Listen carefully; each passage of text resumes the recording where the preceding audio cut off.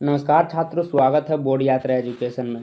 प्यारे छात्रों, अगर आप लोग बिहार मैट्रिक परीक्षा 2026 में देने वाले हैं तो आप लोगों के लिए मैं लेके आया हूं सामाजिक विज्ञान यानी कि सोशल साइंस का ऑब्जेक्टिव क्वेश्चन। प्यारे छात्रों, इस क्लास में काफ़ी इंपॉर्टेंट ऑब्जेक्टिव है। अगर आप लोग वीडियो के अंत तक बने रहते हैं, क्लास पूरी करते हैं, तो आप लोग को काफ़ी मदद मिलेगी ऑब्जेक्टिव याद करने में। तो आप लोगों से निवेदन है कि आप लोग क्लास पूरी कीजिएगा, ठीक ना। जितना भी समय लगे पूरी कीजिएगा। लगभग 40 ऑब्जेक्टिव है, 40 ये पक्का। तो आप लोग 40 में 40 करना है। आप लोगों को बताना है कि 40 में आप लोग कितना कर सके, ठीक ना। तो शुरू करते हैं। उससे पहले अगर आप लोग बोर्ड यात्रा एजुकेशन से नए जुड़े हैं तो चैनल को सब्सक्राइब कर लीजिए। शुरू करते हैं। तो यहाँ पर पहला क्वेश्चन क्या है देखना है। पहला क्वेश्चन यहाँ पर क्या है। पहला क्वेश्चन बोल रहा है, वियना कांग्रेस के द्वारा फ्रांस में किस शासक वंश की पुनर्स्थापना की गई।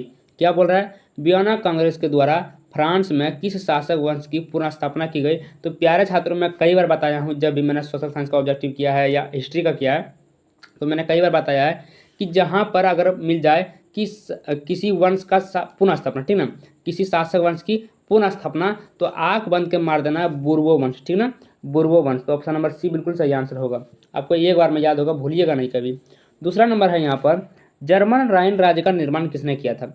जर्मन राइन राज्य का निर्माण किसने किया। ऑप्शन नंबर ए है लुई 18वां, ऑप्शन नंबर बी है Napoleon Bonaparte, option number C है नेपोलियन तृतीय, ऑप्शन नंबर डी है बिस्मार्क। तो जर्मन राइन राज्य का जो निर्माण किया था प्यारे छात्रों, वो नेपोलियन बोनापार्ट था। कौन था, नेपोलियन बोनापार्ट, जो कि ऑप्शन नंबर बी बिल्कुल सही आंसर होगा। 3 नंबर में चलते हैं। 3 नंबर है यहाँ पर, भारतीय शासन प्रणाली है। तो भारतीय शासन प्रणाली कैसी है प्यारे छात्रों। तो भारतीय शासन प्रणाली जो है, यहाँ पे पहले ऑप्शन देख रहे थे। ऑप्शन है संघात्मक, ऑप्शन नंबर बी है एकात्मक, ऑप्शन नंबर सी अर्ध संघात्मक, ऑप्शन नंबर डी है न संघात्मक न एकात्मक। तो भारतीय शासन प्रणाली जो है प्यारे छात्रों, वह अर्ध संघात्मक है, ठीक ना। क्या है, अर्ध संघात्मक। तो option number D, option number C बिल्कुल सही आंसर होगा। 4 नंबर देख लेते हैं। 4 नंबर है यहाँ पर, 1993 में बेल्जियम के संविधान में कुछ बदलाव किए गए। इन बदलावों का प्रमुख उद्देश्य था। तो इन बदलावों का जो प्रमुख उद्देश्य था प्यारे छात्रों, वह था संघीय शासन प्रणाली अपनाना, जो कि ऑप्शन नंबर डी बिल्कुल सही आंसर होगा। अब चलते हैं 5 नंबर। 5 नंबर है यहाँ पर, मारियान किस देश के राष्ट्रपति का प्रतीक था। मैंने ये कई बार बताया है, अगर आप लोग पहली क्लास किए होंगे, जो मैंने कई बार सोशल साइंस का करवा दिया है, अगर वो सब क्लास आप लोग किए होंगे तो ये ऑब्जेक्टिव उसमें भी था। तो इसको देख लेते हैं फिलहाल।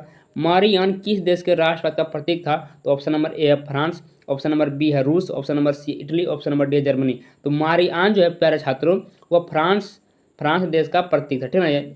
यानी कि फ्रांस राष्ट्रवाद का प्रतीक था। तो ऑप्शन नंबर ए होगा बिल्कुल सही आंसर। क्या होगा, ए, 5 का ए।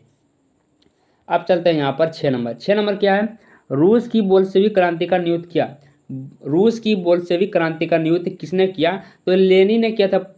किसने किया था, लेनिन ने। ऑप्शन नंबर सी बिल्कुल सही आंसर होगा। अब चलते हैं 7 नंबर। 7 नंबर यहाँ पर क्या बोल रहा है, 1917 की रूसी क्रांति के समय किस जार का शासन था। यहाँ पे क्या बोल रहा है, 1917 की रूसी क्रांति के समय किस जार का शासन था। तो यहाँ पे 7 का हो जाएगा ऑप्शन नंबर डी, निकोलस द्वितीय। क्या होगा, निकोलस द्वितीय। यानी कि 1917 में रूसी क्रांति के समय निकोलस द्वितीय का शासन था। अब चलते हैं 8 नंबर। 8 नंबर यहाँ पे बोल रहा है, वर्तमान समय में विश्व के करीब कितने देशों में संघात्मक शासन प्रणाली लागू है। वर्तमान समय मतलब अभी के समय, ठीक ना। तो वर्तमान समय में विश्व के करीब कितने देशों में संघात्मक शासन प्रणाली लागू हुआ। तो option number A 50, option number B है 25, ऑप्शन नंबर सी है 75, ऑप्शन नंबर डी है 100। तो यहाँ पे सही आंसर हो जाएगा ऑप्शन नंबर बी 25, ठीक ना। 25 देशों में लागू हुआ है। अब चलते हैं यहाँ पर 9 नंबर, राजनीतिक दलों की नींव सर्वप्रथम किस देश में पड़ी। क्या बोल रहा है, राजनीतिक दलों की नींव सर्वप्रथम किस देश में पड़ी। तो 9 नंबर का यहाँ पर सही आंसर हो जाएगा ऑप्शन नंबर ए ब्रिटेन। क्या हो जाएगा, ब्रिटेन, ऑप्शन नंबर ए। 10 नंबर क्यों चलते हैं। 10 नंबर। 10 नंबर है, इनमें बहुजन समाज पार्टी के संस्थापक कौन थे। इनमें बहुजन समाज पार्टी के संस्थापक कौन थे। तो 10 नंबर का सही आंसर हो जाएगा काशीराम, ठीक ना, काशीराम। तो ऑप्शन नंबर डी बिल्कुल सही आंसर होगा। अब चलते हैं 11 नंबर। आप लोग को पता होगा ये 11 नंबर, हिंद चीन पहुंचने वाले प्रथम व्यापारी कौन थे। हिंद चीन पहुंचने वाले प्रथम व्यापारी कौन थे, अंग्रेज, फ्रांसीसी, पुर्तगाली या डच। तो हिंद चीन पहुंचने वाले प्रथम व्यापारी जो थे प्यारे छात्रों, वह पुर्तगाली थे। क्या थे, पुर्तगाली। मुझे लगता है ये क्वेश्चन आपको पता होगा। चलते हैं 12 नंबर की ओर। 12 नंबर है, अंकोरा वाट का मंदिर कहाँ स्थित है। 12 नंबर क्या बोल रहा है, अंकोरा वाट का मंदिर कहाँ स्थित है? तो 12 का सही आंसर हो जाएगा ऑप्शन नंबर डी, कंबोडिया। जो आप सभी को पता है कि अंकोरा वाट का मंदिर कंबोडिया में स्थित है। अब चलते हैं 13 नंबर की ओर। 13 नंबर है, किस तिथि को पूर्ण स्वतंत्र दिवस घोषित किया गया? क्या बोल रहा है, किस तिथि को पूर्ण स्वतंत्रता दिवस घोषित किया गया? तो 13 का क्या हो जाएगा, 26 जनवरी 1930 ईस्वी को, ठीक ना, 26 जनवरी 1930 ईस्वी को। तो ऑप्शन नंबर बी बिल्कुल सही आंसर होगा। अब चलते हैं 14 नंबर। 14 नंबर है यहाँ पर, भारतवर्ष का सबसे पुराना राजनीतिक दल है। देखिए, भारतवर्ष का सबसे पुराना राजनीतिक दल जो है प्यारे छात्रों, वो क्या है, कांग्रेस है, ठीक ना, क्या है, कांग्रेस। तो ऑप्शन नंबर डी बिल्कुल सही आंसर होगा। अब चलते हैं 15 नंबर। 15 नंबर है, लोकतंत्र का सर्वोत्तम गुण क्या है? लोकतंत्र का सर्वोत्तम गुण क्या है? तो 15 नंबर का सही आंसर हो जाएगा ऑप्शन नंबर बी, नागरिकों की गरिमा में वृद्धि। लोकतंत्र का सर्वोत्तम गुण क्या है? नागरिकों की गरिमा में वृद्धि। तो ऑप्शन नंबर बी बिल्कुल सही होगा। 16 नंबर यहाँ पर है, लोकतंत्र जनता का जनता के द्वारा और जनता के लिए शासन है। क्या है?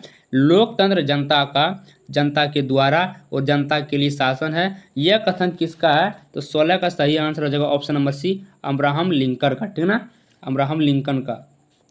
अब चलते हैं 17 नंबर की ओर। 17 नंबर है यहाँ पर, राष्ट्रीय स्वयंसेवक संघ की स्थापना कब और किसने की?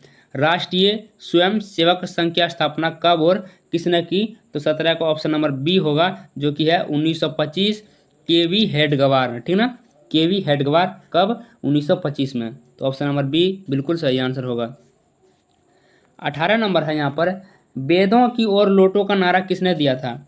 वेदों की ओर लौटो का नारा किसने दिया था? ऑप्शन नंबर ए है Dayanand Saraswati, option number B है Raja Ram Mohan Roy, option number C है Swami Vivekananda, option number D है रामकृष्ण परमहंस, ठीक ना। तो वेदों की ओर लौटो का जो नारा था प्यारे छात्रों, वह दयानंद सरस्वती ने दिया था। किसने दिया था? दयानंद सरस्वती। तो ऑप्शन नंबर ए बिल्कुल सही आंसर होगा। अब चलते हैं 19 नंबर। 19 नंबर है यहाँ पर, काली मृदा का दूसरा नाम क्या है? यानी कि काली मिट्टी का दूसरा नाम क्या है? तो आप सभी को पता है कि काली मिट्टी का जो दूसरा नाम है वो रेगुर है। क्या है? रेगुर। तो 19 का बी बिल्कुल सही आंसर होगा। अब चलते हैं 20 नंबर। 20 नंबर यहाँ पर है, सन 1854 ईस्वी में, ठीक ना, सन 1854 ईस्वी सर्वप्रथम कपड़ा मिल कहाँ खोला गया?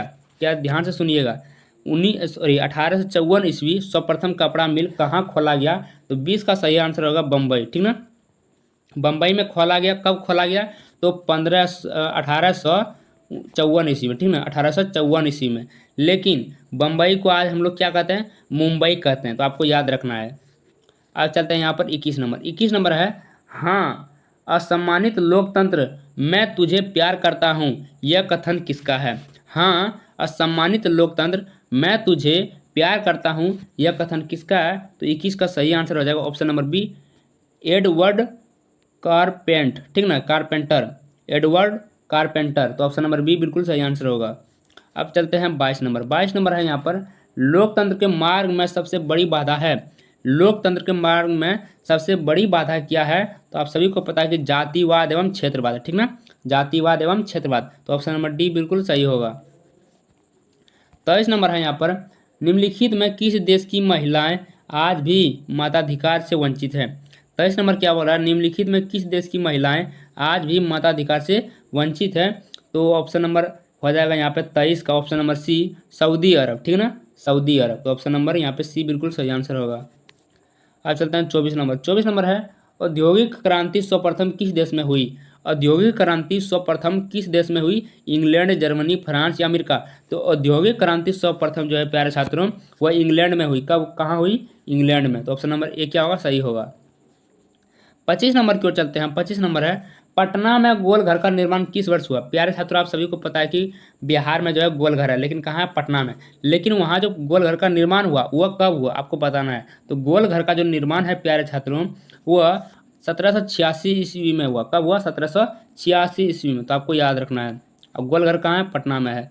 26 नंबर देखते हैं, अंग्रेज यात्री रॉल्फ फिच ने पटना की यात्रा किस वर्ष की थी?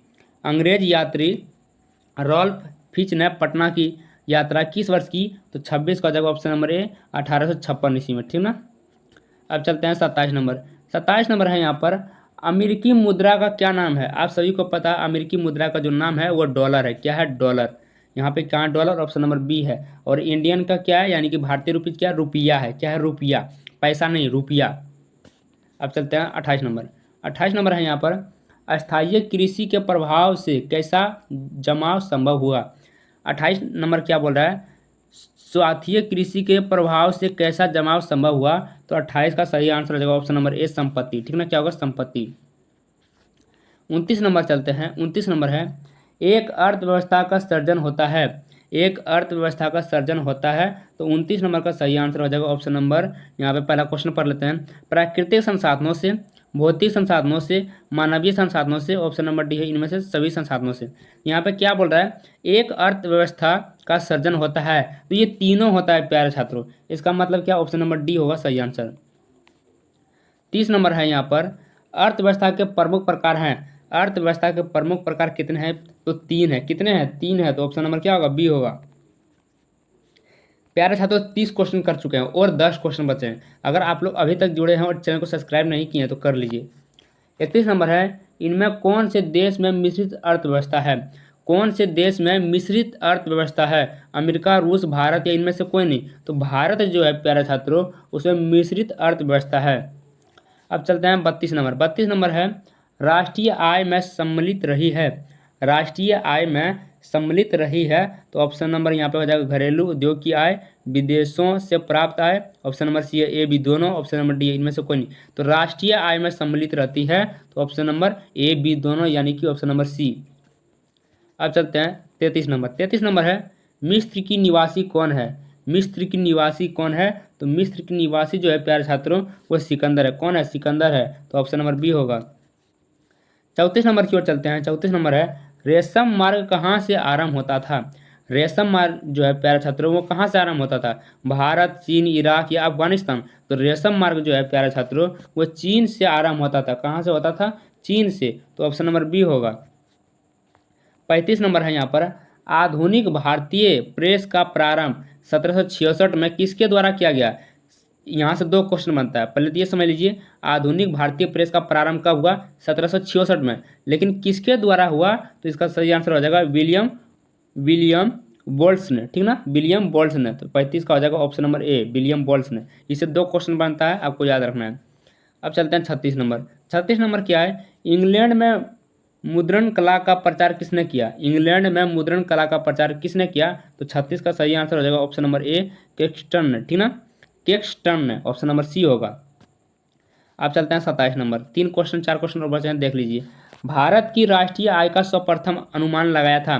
भारत की राष्ट्रीय आय का सर्वप्रथम अनुमान जो है प्यारे छात्रों तो किसने लगाया था? तो 37 का हो जाएगा ऑप्शन नंबर डी, दादा भाई नौरोजी ने। दादा भाई नौरोजी ने भारत की राष्ट्रीय आय का सर्वप्रथम अनुमान लगाया था। तो ऑप्शन नंबर डी होगा सही आंसर। अब चलते हैं 38 नंबर। 38 नंबर है, पूंजी का निर्माण होता है। पूंजी का निर्माण होता है। तो पूंजी का निर्माण जो होता है प्यारे छात्रों वो बचत द्वारा होता है। ठीक ना? बचत द्वारा पूंजी का निर्माण होता है। अब चलते हैं 39 नंबर। 39 नंबर है, साख का क्या अर्थ है? साख का क्या अर्थ है? साख का अर्थ है विश्वास करना, ऋण लौटाने की क्षमता। साख का यहाँ पर मतलब है कि खाता, जैसे हम लोग बैंक में खाता खोलाते हैं उसी साख की बात कर रहा है। ठीक है ना? तो उसमें क्या होता है, आपको विश्वास करना, आप पैसा जमा करते हैं तो आपको विश्वास करना है। ऋण लौटाने की क्षमता, आप कर्ज लेते हैं बैंक से तो आपको लौटाने की क्षमता भी रखता है। ठीक ना? तो साख का यही अर्थ है। तो यहाँ पे क्या आ जाएगा ऑप्शन नंबर सी सही आंसर होगा। लास्ट क्वेश्चन बचाए प्यारे छात्रों, अगर आप लोग अभी तक सब्सक्राइब नहीं किए हैं चैनल को तो कर लीजिए, आप लोग से रिक्वेस्ट है। तो 40 नंबर है यहाँ पर, व्यावसायिक बैंकों का राष्ट्रीयकरण किया गया। व्यावसायिक बैंकों का राष्ट्रीयकरण किया गया तो 1969 में। कब किया गया? 1969 में। तो ऑप्शन नंबर ए बिल्कुल सही आंसर होगा। प्यारे छात्रों, अगर आप लोग क्लास पूरी की है तो आप लोग को धन्यवाद। इसी तरह हर क्लास में जुड़ते रहिए।